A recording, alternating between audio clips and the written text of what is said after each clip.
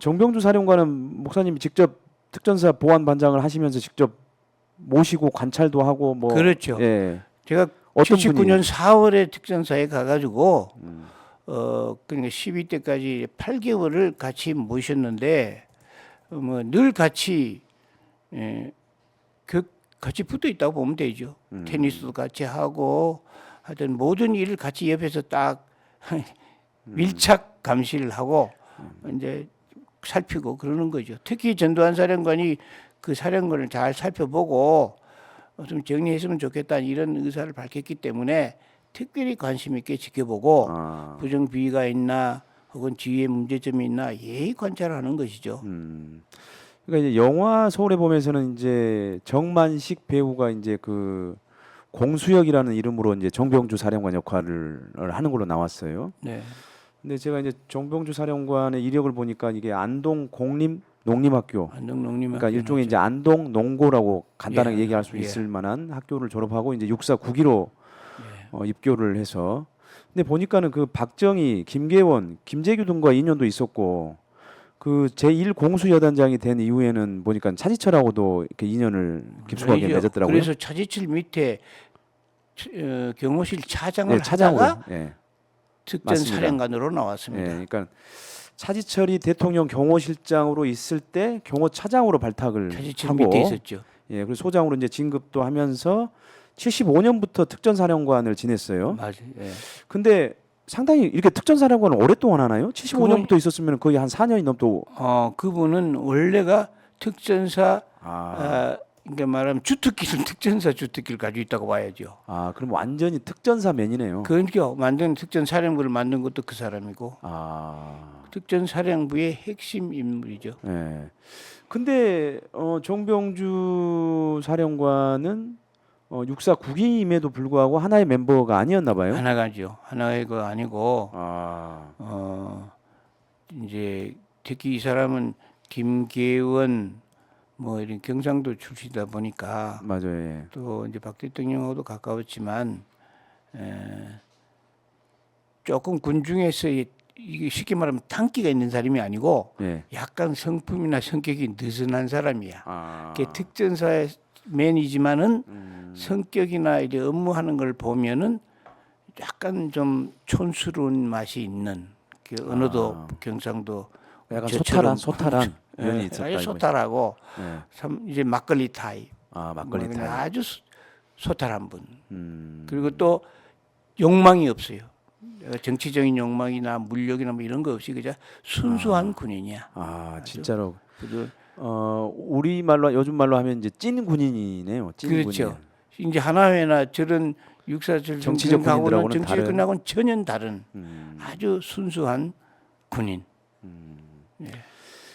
이 이제 삼공수 여단장이 최세창 장군이었는데 그 최세창이 12.12 쿠데타에 가담한 뒤에 자정이 지난 시각에 정병주 사령관실로 와서 전두환 장군을 지지한다.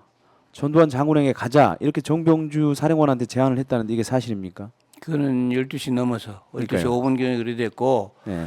원래 이제 사령관이 연희동 그 파티에 가서 네. 식사 중에 정승화 총장이 체포돼 갔다는 소리로 그 커피 부대로 들어온 게 8시 반이에요. 네. 저는 8시쯤 이제 비상이 걸려서 출근해 있었는데 이제 술을 한잔 하고 이렇게 오셨는데 오자마자 3여단을 찾는 거예요. 그러니까 1여단장, 3여단장, 5여단을 찾는데 아무도 연락이 안 돼. 그 당시에 전부 30단에 가 있어요. 30경비단실에. 그러니까 정병주 장군은 부하가 하나도 없는 상태에서 9시가 됐어요. 10시가 돼지는데 9시 어떤 일이 일어나냐면 1공수 여단이 네. 박희도 씨가 30단에 있으면서 부단장에게 지시를 해가지고 1공수를 출동을 시켜서 육군본부와 국방부를 점령하라는 지시를 해요. 네. 그러니까 사령관이 9시 딱 보니까 1여단이 출동을 하거든요. 그렇죠. 그러니까 그때 박순길 참모장하고 강리건 인사처장하고 헌병대장하고 한 대여섯 사람을 특히 김포로 보내요. 그래서 너희 가서 몸으로 막아라. 출동을 하면 절대 안 된다고 지시를 해요. 그런데 현재 와 보니까 이제 그 부단장 이름을 잊어버렸는데 이 부단장이 무슨 소리를 하냐면 우리는 특전 사령관 부하가 아닙니다. 허.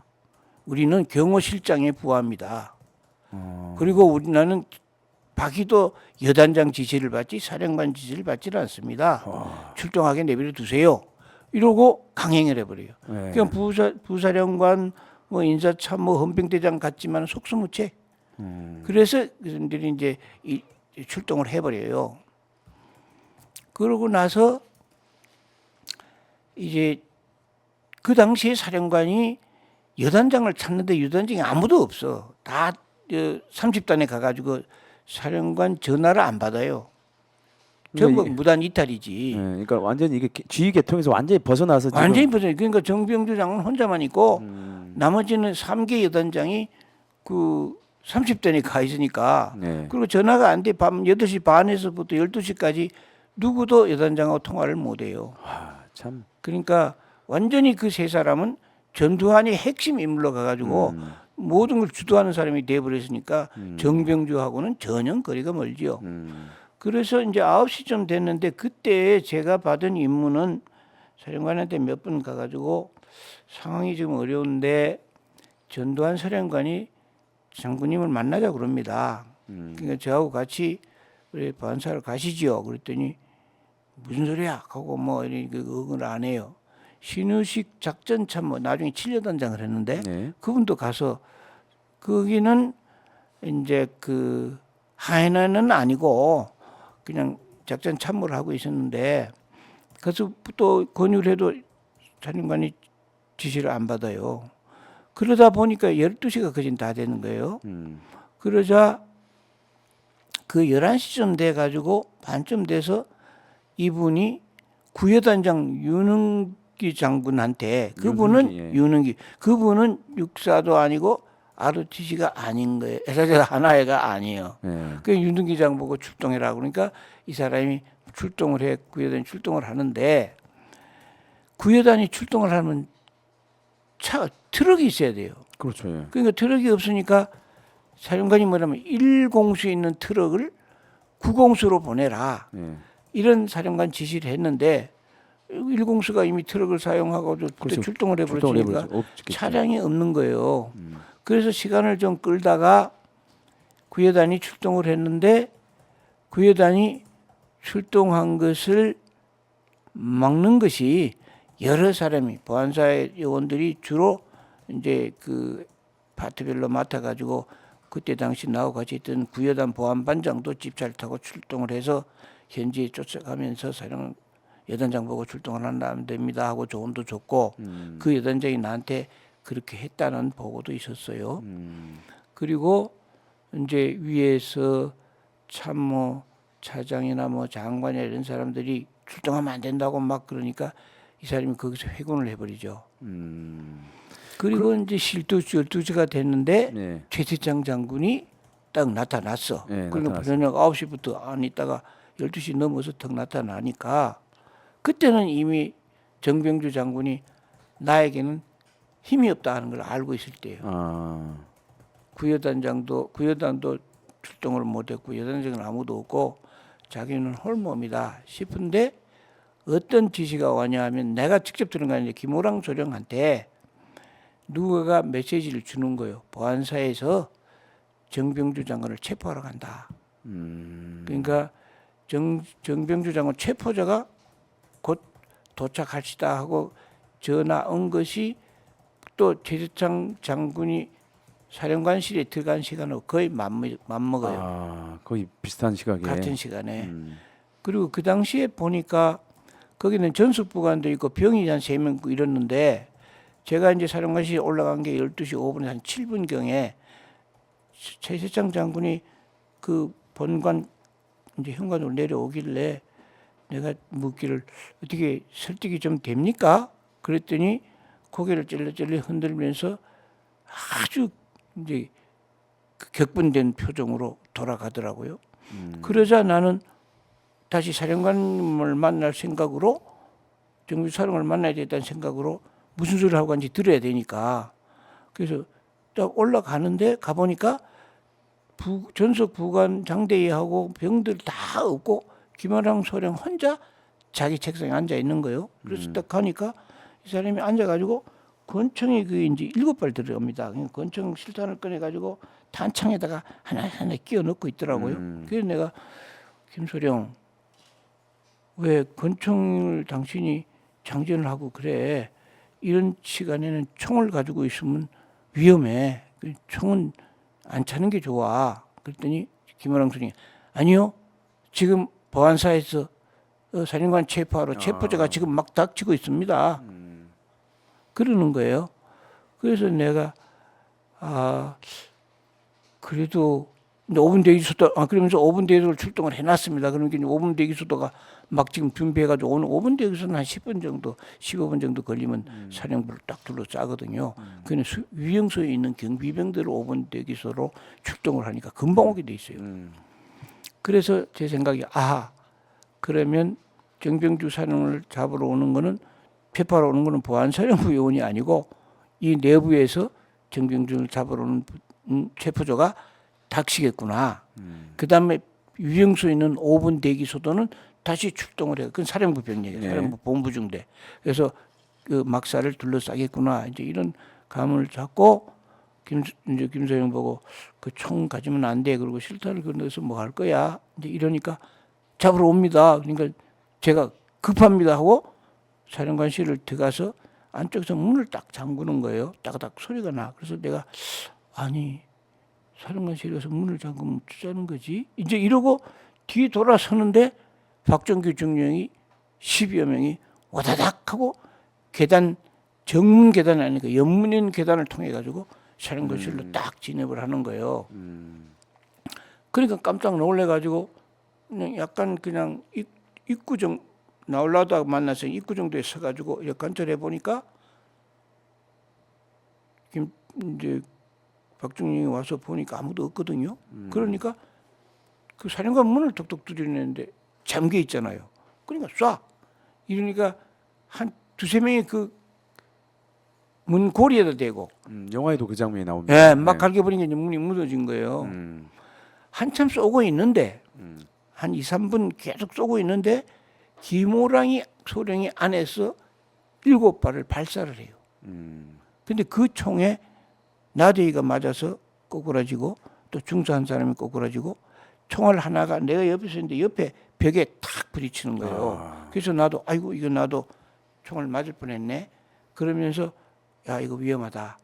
이러면서 얼른 생각하니까 5분 대기 소대가 출동을 하면 또 김소령이 뭐라고 하냐면 보안부대에서 잡으러 왔다. 이러니까 5분 대기 소대가 저를 잡으러 올 거 아니겠어요. 그래서 얼른 사무실로 같은 이제 층에 이제 사령관실이 있고 복도가 있고 이쪽에 나는 제일 끄트머리 방이었는데 쫓아가서 우리 대원이 그때 5명이었는데 상사가 하나 있고 중사가 둘이고 문관이 하나 있고 병이 둘이고 그런데 야 전부 나와. 그래가지고 지시하기를 주창에 가서 차량 밑으로 좀 숨어. 이렇게 지시를 하니까 다 나갔죠. 그리고 저는 그렇게 지시를 하고 위에 상황을 총을 쏘는 거를 보고 왔으니까 그 옆에 2층에 내다보이는 큰 나무가 하나 서 있었어요. 그 나무에 올라가서 2층에서 지금 어떻게 하냐고 보니까 바로 사령관을 이제 두 다리를 들고 애들이 질질 끌고 내려가고 이제 막 내려가는 거예요. 그러자 또 5분 대기 수도가 딱 부대 배치를 하는 거예요. 그래서 내가 박상사를 불러가지고 박기정 상사인데 박상사 지금 여기 5분 대기 수당이 준이었어요. 근데 저 사람한테 얘기를 해가지고 우리가 잡으러 온 게 아니다.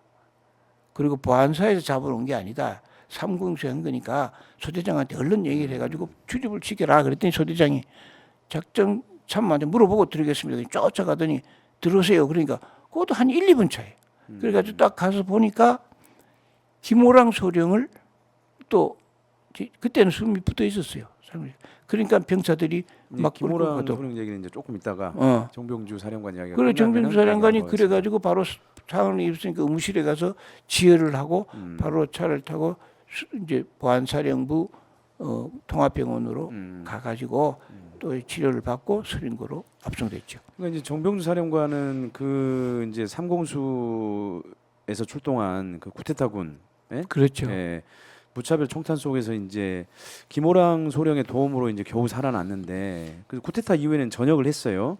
네. 그래서 이제 김호랑의 죽음에 대한 정신적 고통이 굉장히 컸다고 그래요. 물론이죠. 예. 그러니까 김호랑이 그 당시에 제가 이거 보면은 여기 이제 제가 서 있고 여기 이제 비서실장 책상이고 여기 이제 전수부나 병사들 방이고 여기 와서 총을 이제 인문에 대고 쏘고 인문이 부서지니까 제 차 들어가서 저쪽 문에다 쏜 거죠. 그래서 이제 김소령은 여기 있을 때 처음에 발표할 때 여기서 권총을 쏜 거예요. 그러고는 이제 실탄을 다 써버리고 자기는 얼른 사령관실로 갔는데 요 사령관실 이 문 바로 앞에 그 신발 놓는 그 내실 그 자리에 가보니까 피가 완전히 그 내실 그 신발장 자리를 완전히 빨갛게 피가 팍 끓여 있더라고. 그래서 내가 딱 유병실에서 김호랑 소령 생명이 어때? 그랬더니 유병석이가 지금 수임이 막 끝났습니다.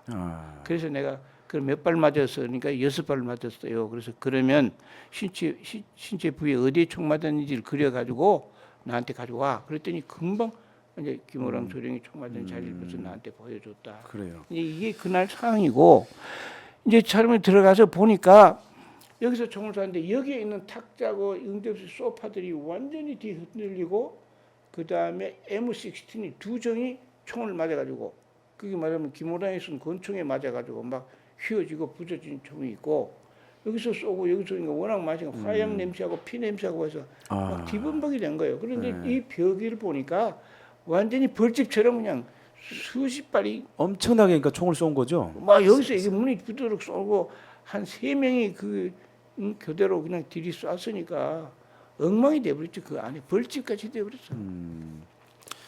그래서 이제 여기 사령관은 여기 있다가 어떻게 움직였는지 모르지만 왼쪽 팔에 2발을 맞았어요. 정병주 사령관은. 정병주 사령관 왼쪽 팔에 2발 맞고 그 원청 그 정병주 사령관 총을 내가 지어 보니까 2발 쐈더라고. 그때 총도 놔두고 뭐 권총 다 놓고 모든 무기 놓고 몸만 치러 가버렸으니까 이제 그 모든 병기나 뭐 책상 이런 수습은 제가 이제 한 것이죠. 그러니까 이제 정병주 사령관이 85년 어느 한 인터뷰에서 내 몸이 성할 때까지는 김호랑 소령의 무덤을 돌보고 내가 죽고 나서는 자식들이 계속 참배할 생각이다 이렇게까지 얘기할 정도로 이제 김호랑 소령에 대해서 마음 아팠죠. 예, 마음 아파야 했습니다. 그 정병주 사령관은 생전에 이제 군부 정권으로부터 취업 자리도 제안을 받았지만은 모두 거절했다고 그렇게 알려져 있어요. 아까도 얘기했지만 아주 참 이제 정신이 맑고 순수한 사람이니까 그냥 내가 이렇게 당하고 또 거기에 녹을 먹겠냐 싶어서 안 했겠죠. 그래서 주로 버스나 지하철 등 대중교통을 이용했을 정도로 굉장히 공궁하기도 하고 소탈하기도 했다고 그렇게 전해지고 있습니다. 그러니까 이제 그 정병주 사령관은 1988년 10월에 행방불명이 됐는데 실종 139일 만에 89년 3월 4일 경기도 의정부의 어느 야산에서 숨진 채 발견됩니다. 당시 그의 주머니에는 버스 토큰이 5개가 있었다고 해요. 근데 이게 자살인지 아닌지가 이제 묘한데 장태환 장군은 자살을 택할 인물도 정황도 아니다라고 하면서 이제 정병주 사령관의 죽음에 좀 의문을 좀 나타냈는데 뭐 이 부분에 대해서는 좀 어떻게 생각하시나요? 저는 이제 그 당시 88년도 그분이 이제 시체로 발견이 돼 가지고 빈소를 어디에 차리냐면 명동에 있는 그 명동 그 성당에 빈소를 차렸어요. 네. 근데 제가 마침 그때 미국에서 명동 성당에 명동 성당에 빈소를 차렸어요. 그래서 제가 마침 이제 귀국을 했을 때니까 우리 가족을 데리고 현지에 갔어요. 빈소에 갔더니 아무도 온 사람이 없어. 그냥 아주 그냥 황량해. 그리고 거기에 있는 통신 참모가 정중령이라고 이 정병주 장군 조카인가 그래요. 우리가 사람들이 같이 근무했었어. 근데 그 정중령이 저를 보더니 아니 반대장님이 오셨네요. 나보고. 예. 그래서 내가 왜 정 장군 빈소에 못 올 일이 있나 그랬더니 아무도 안 와요. 다 눈치 봐가지고 오는 사람이 없어요. 보세요, 아무도 없잖아요. 그래 참 마음 아프다. 그리고 그때는 이제 뭐 아직도 노태우 대통령 시기였으니 그렇죠. 딱 감시돼 있기 때문에 그 와서 뭐 빈소에 찾아오고 인사할 사람 없지요. 그러게요. 그러나 저는 이제 마침 그 소리를 듣고 그 가가지고 한참을 그 정중영하고 같이 대화를 하고 네. 그 잘못된 거다. 그때는 그때고 지금은 세월이 많이 흘렀는데 그 부하들이 와서 빈소도 지키고 돌아가신 분의 명복을 빌어야지 이게 뭐냐. 그때 사실 저는 슬프기도 하고 마음도 아팠지만 약간 분노가 되더라고요. 아, 분노. 이렇게 할 수가 없다. 그때 12 때는 그런 상황이 있었더라도 세월이 지나면 이렇게 배려를 해주고 네. 이렇게 따뜻이 하고 이래야 되지. 이게 무슨 적군도 아니고 이게 뭐냐 이런 아주 반감이 생기더라고요. 그래서 참 마음이 아팠지. 그러니까 그 정병주 사령관 가족은 그 묘비에다가 비명을 새기지 않았다고 그래요. 그러니까 유족들은 이제 정병주 사령관의 명예가 회복되고 사인이 정확하게 밝혀진 뒤에야 비명을 새기겠다 먼저 이렇게 얘기를 했다고 하거든요. 뭐 그렇겠죠. 네. 그것이 뭐 이제 아까 얘기한 금년에 어떤 일이 있었냐 그러는데 뭐 그런 것도 제가 볼 때 그 비석도 묘비도 쓰고 뭐 그런 상황이 오면 안 좋겠습니까? 그러니까 쉽게 정병주 장군이 억울하게 희생됐다 하는 것이 그리고 국가적으로 이건 너무 죽은 다음에라도 이건 명예 회복을 해주고 이랬을 때 자식들이 묘비를 쓰지 않겠어요. 지금 네. 묘비를 안 쓴다는 거는 그만큼 가슴 아프고 응어리가 있고 이게 슬픈 얘기다 그런 네. 이야기죠.